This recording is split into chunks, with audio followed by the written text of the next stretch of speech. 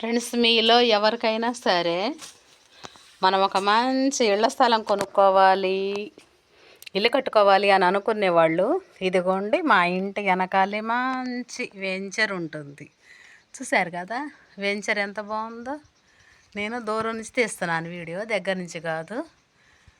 ఇది అంతకుముందంతా పెద్ద మామిడి తోటలేండి. అది తీసేసి చక్కగా మన గోడ బ్యాక్ సైడ్ వెంచర్ పెట్టారు.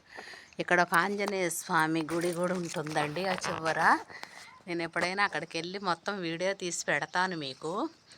అయితే ఈ వెంచర్ ఎక్కడ ఏమిటి అనేది మీకు ఏమైనా కావాలంటే మంచి కామెంట్ పెట్టండి. కానీ ఇదిగోండి ఒక 4 బిల్డింగులు కట్టారు, అవి అమ్మేశారు, అవి జనాలు కూడా వచ్చేసారు. సాయంత్రం పూట చక్కగా మేము ఇక్కడ వాకింగ్కి అటు వెళ్తాం ఎప్పుడో టైంలో, రోజు వెళ్ళను ఎందుకంటే మిషన్ దగ్గర పని ఉంటుంది కదండి నాకు.